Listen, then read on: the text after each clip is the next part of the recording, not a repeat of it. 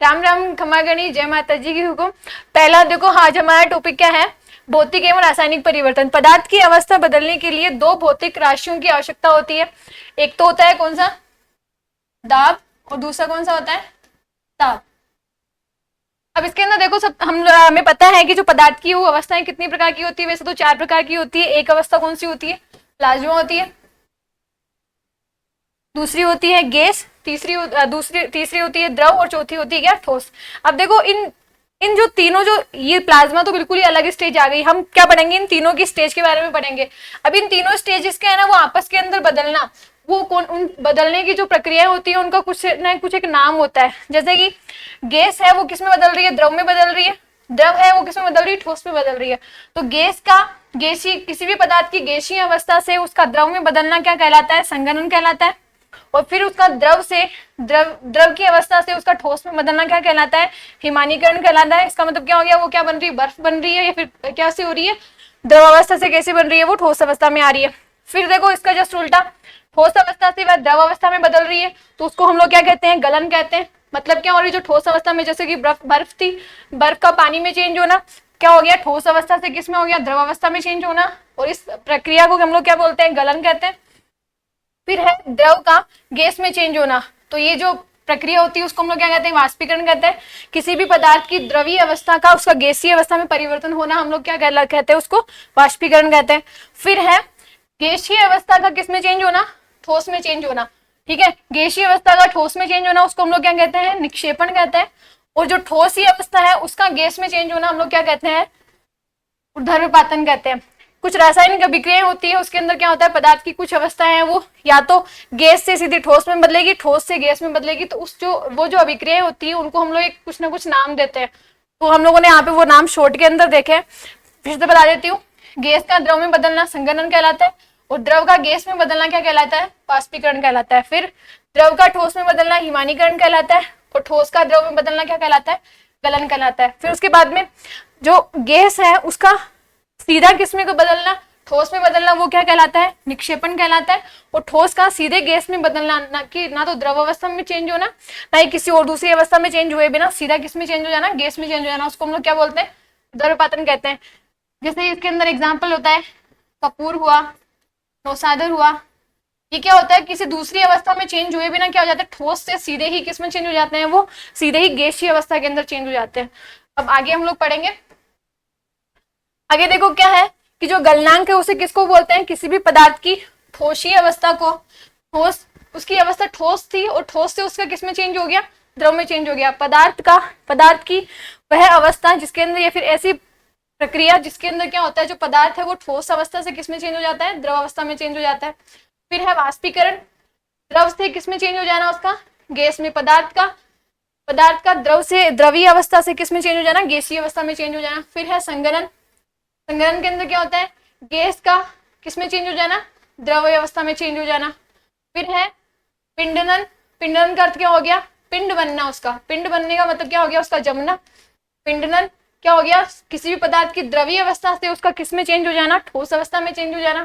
फिर है ऊर्ध्वपातन, ठोस का है वह बिना द्रव में चेंज हुए सीधे किस में चेंज हो जाना? सीधे ही गैसीय अवस्था में चेंज हो जाना, उसको हम लोग क्या कहते हैं? ऊर्ध्वपातन अभिक्रिया कहते हैं। इसके एग्जाम्पल हो गए कपूर, नौसादर जिसको हम लोग बोलते हैं NH4Cl, अमोनियम क्लोराइड बोलते हैं, नेफ्थलीन और आयोडीन आदि। इन सब के अंदर कौन सा गुण पाया जाता है? ऊर्ध्वपातन का गुण पाया जाता है। इसका मतलब ये है कि जब हम लोग इसकी जो कपूर जो होता है ना, कपूर को जब हम लोग या तो गर्म करेंगे या फिर कुछ भी अभिक्रिया करेंगे तो ये क्या करेगा? द्रव अवस्था में चेंज हुए बिना सीधा ही कौन सी अवस्था में चेंज हो जाता है? सीधे ही या गैसीय अवस्था में चेंज हो जाता है। तो इस प्रकार की जो प्रक्रिया होती है उसको हम लोग क्या कहते हैं? जो अभिक्रिया होती है उसको हम लोग बोलते हैं क्या? ऊर्ध्वपातन अभिक्रिया कहते हैं। अब देखो नेक्स्ट क्या है कि कुछ जो पदार्थ होते हैं, जो ताप जो होता है, ताप घटाकर और दाब बढ़ाकर हम लोग क्या कर सकते हैं? गैस जो है उसको किस में चेंज कर सकते हैं? द्रव में चेंज कर सकते हैं। जैसे कि आप लोगों ने देखा होगा जो सिलेंडर होते हैं, हमारे गैस के सिलेंडर होते हैं, तो उनके अंदर जो गैस होती है वो कौन सी अवस्था में होती है? वो द्रव अवस्था के अंदर रहती है। ठीक है ना? तो उसके अंदर क्या किया जाता है? उसका जो टेम्परेचर होता है ना उसको कम किया हुआ रहता है, और जो दाब होता है ना वो उस पर बढ़ा दिया जाता है, जिस वजह से वो जो गैस है वो बहुत ज्यादा मात्रा के अंदर थी, उसको हम लोगों ने क्या कर दिया? एक छोटे से सिलेंडर के अंदर स्टोर करके रख लिया। तो किस वजह से हो पाया? क्योंकि उसका ताप घटाकर और दाब बढ़ाकर हम लोगों ने क्या कर दिया, गैस को है वो किस अवस्था में चेंज कर दिया, द्रव अवस्था में चेंज कर दिया। तो सिलेंडर के अंदर एलपीजी गैस जो होता है ना, उसके अंदर कितना पास्कल का दाब लगा हुआ होता है, किलो पास्कल का। 14 किलो पास्कल का दाब लगाकर हम लोग क्या करते हैं, सिलेंडर के अंदर उसको किसको करते हैं, एलपीजी गैस को स्टोर करते हैं। फिर है पदार्थ के जो 2 प्रकार के परिवर्तन होते हैं, कोई भी रासायनिक प्रक्रिया होती है, फिर कुछ भी होता है, हम डेली लाइफ में हम लोग देखते हैं तो 2 प्रकार के परिवर्तन होते हैं। पहला तो होता है भौतिक परिवर्तन, एक तो होता है भौतिक परिवर्तन, और दूसरा कौन सा होता है, रासायनिक परिवर्तन। भौतिक परिवर्तन का मतलब क्या होता है, जैसे कि उसके रंग, आकार और उसकी अवस्था के अंदर थोड़ा बहुत बदलाव हो रहता है, उसके अंदर उसके जो रासायनिक अणु और परमाणु होते हैं उनके अंदर कोई भी परिवर्तन नहीं होता है। रासायनिक परिवर्तन के अंदर क्या होता है कि अगर कोई भी परिवर्तन होता है तो उसके अंदर क्या होता है, उसके अणुओं के अंदर परिवर्तन हो जाता है, उसकी पूरी पूरी अवस्था वो चेंज हो भी सकती है, नहीं भी हो सकती है। तो हम इन दोनों के बारे में हम आगे डिटेल के अंदर पढ़ेंगे। पहला हम लोग पढ़ेंगे किसके बारे में, भौतिक परिवर्तन के अंदर। केवल पदार्थों की भौतिक अवस्था में परिवर्तन होता है। इस प्रकार की रासायनिक, इस प्रकार की परिवर्तन जिसके अंदर क्या होता है, जो पदार्थ होता है ना, पदार्थ की सिर्फ भौतिक अवस्था में परिवर्तन होता है, परंतु पदार्थ की रासायनिक गुणों में कोई भी परिवर्तन नहीं होता है। अगर रासायनिक गुणों में परिवर्तन हो जाता है तो फिर वो जो परिवर्तन होता है वो कौन सा होता, रासायनिक परिवर्तन होता। लेकिन यहाँ पे क्या होता है, रासायनिक गुणों में कोई भी परिवर्तन नहीं होता है, केवल किस प्रकार का परिवर्तन होता है, भौतिक गुणों में परिवर्तन होता है। देखो एग्जाम्पल है सोने या फिर धातु का क्या होता है, पिघलना। पिघलना का मतलब क्या हो गया, वो किसमें चेंज हो रहा है, ठोस था, ठोस से वो द्रव में चेंज हो रहा है, तो ये कौन सा परिवर्तन हो गया, भौतिक परिवर्तन हो गया। दूसरा कांच का टूटना। अब देखो कांच अगर टूट रहा है तो उसमें पदार्थ तो उसका वो का वही है ना, उसके जो टुकड़े हैं उसके अंदर भी, उनके अणुओं के अंदर कोई भी चेंज हुआ क्या, नहीं हुआ। कौन सा परिवर्तन हो गया, ये भौतिक परिवर्तन हो गया। नेक्स्ट देख लेते हैं। नेक्स्ट है शक्कर, नमक, मिट्टी का पानी, पानी के अंदर घुलना, ये भी किस प्रकार का परिवर्तन है, ये भी एक तरह का भौतिक परिवर्तन है। फिर है लोहे का चुंबक में बदलना, भौतिक परिवर्तन है।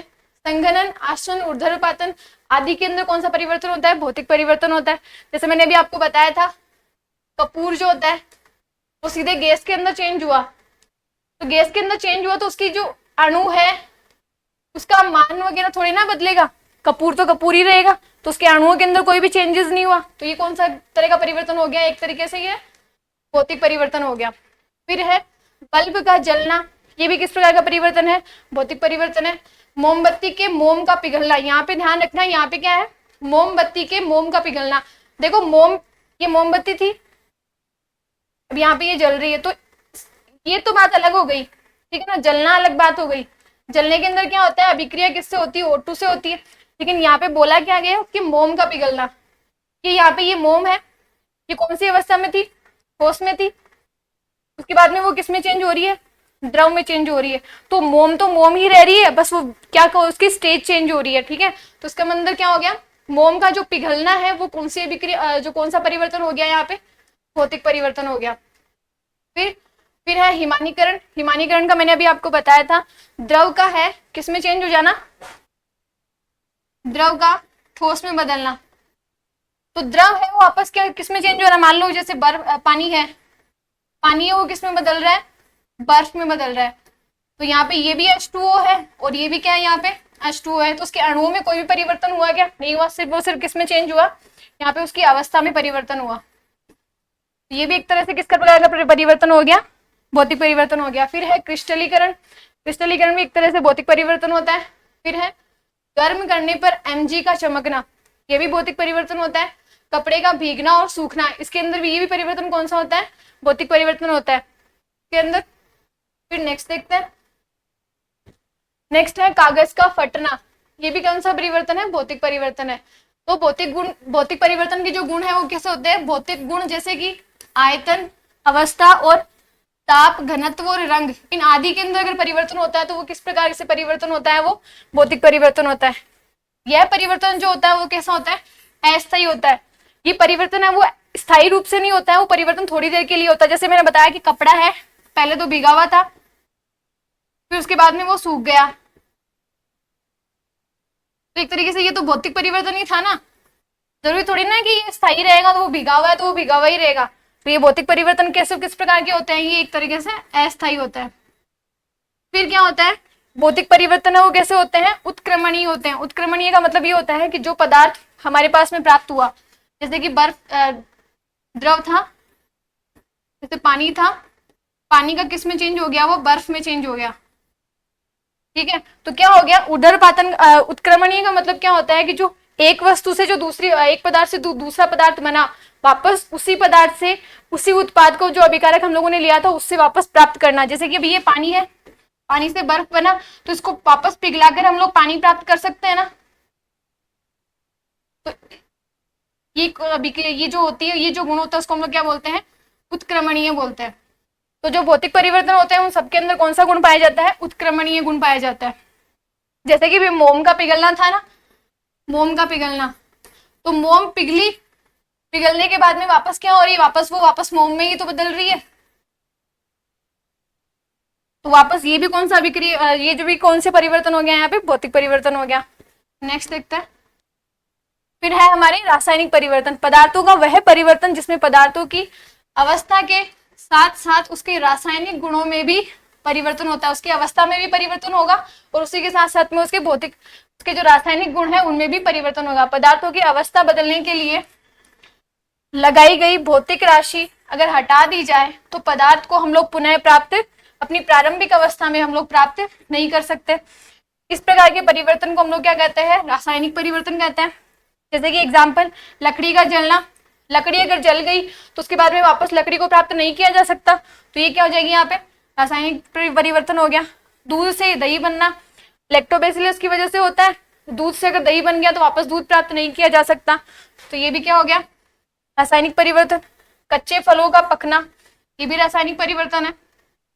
नेक्स्ट, सब्जियों का मुलायम होना, ये रासायनिक परिवर्तन है। फिर है भोजन का पचना। अब जैसे हमारे आमाशय के अंदर जाने के बाद में HCl से विक्रिया होती है और भी बहुत सारे एंजाइम होते हैं, वो उनको पचाना स्टार्ट कर देते हैं, तो वापस भोजन का जो पच जाएगा उसके बाद में उसमें कौन सा परिवर्तन हो गया, रासायनिक परिवर्तन हो गया। मोमबत्ती के मोम का जलना, अब देखो उसके अंदर तो था मोम का पिघलना, यहाँ पे क्या है, मोम का जलना। जलने का अंदर क्या हो गया कि यहाँ पे जो मोमबत्ती थी वो यहाँ से थोड़ी बहुत मोम लेके क्या कर रही है, यहाँ पे O2 से अभिक्रिया कर रही है। तो O2 से अभिक्रिया करने की वजह से यहाँ पे परिवर्तन कौन सा हो गया, यहाँ पे रासायनिक परिवर्तन हो गया। तो ये यहाँ पे ध्यान रखना, मोमबत्ती की मोम का पिघलना तो कौन सा परिवर्तन होता है, भौतिक परिवर्तन होता है। और मोम का जलना कौन सा परिवर्तन होता है, रासायनिक परिवर्तन होता है। फिर है लोहे पर जंग लगना। देखो लोहे के ऊपर जब जंग लगती है तो वो किससे अभिक्रिया करती है, O2 से अभिक्रिया करती है और फिर बाद में क्या बनता है, यहाँ पे Fe2O3 बनता है। तो जो जंग लगा हुआ जो पदार्थ था उससे हम लोग वापस आयरन थोड़ी ना प्राप्त कर सकते हैं, नहीं कर सकते। तो ये कौन सा परिवर्तन कौन सा हो गया, रासायनिक परिवर्तन हो गया। अवक्षेपण, दहन और किण्वन, इनके द्वारा जो बना उत्पाद होता है वो भी कौन सा परिवर्तन होता है, रासायनिक परिवर्तन होता है। पेट्रोल, डीजल आदि ईंधन का जलना भी कौन सा परिवर्तन होता है, रासायनिक परिवर्तन होता है। प्रकाश संश्लेषण, पानी का जलीय अपघटन जो होता है वो भी रासायनिक अभिक्रिया, रासायनिक परिवर्तन होता है। खमीर का बनना रासायनिक परिवर्तन होता है। श्वसन और जो किण्वन की प्रक्रिया होती है उसके अंदर भी कौन सा परिवर्तन होता है, रासायनिक परिवर्तन होता है। दूध का फटना रासायनिक परिवर्तन है। सेव का कटने पर भूरा पड़ना, ये भी रासायनिक परिवर्तन है। इसके अंदर क्या होता है, सेव के अंदर एक एंजाइम पाया जाता है जिसको हम लोग बोलते हैं पॉलीफेनोल ऑक्सीडेज। वो क्या करता है, जो वायुमंडल की ऑक्सीजन है उससे अभिक्रिया करने के बाद में क्या बना, एक बुरा सा पदार्थ बना लेता है, जिस वजह से क्या हो जाता है, ये भूरा कलर का पड़ जाता है, ठीक है ना, कुछ कटने के बाद में रखने पर। तो एक तरीके से ये भी कौन सा परिवर्तन हो गया, रासायनिक परिवर्तन हो गया। तो जो रासायनिक परिवर्तन होते हैं उसके अंदर पदार्थ की अवस्था भी चेंज होती है, उसी के साथ साथ में उसके रासायनिक गुणों में भी क्या हो जाता है, बदलाव आता है। तो यह परिवर्तन कैसे होते हैं, स्थायी होते हैं।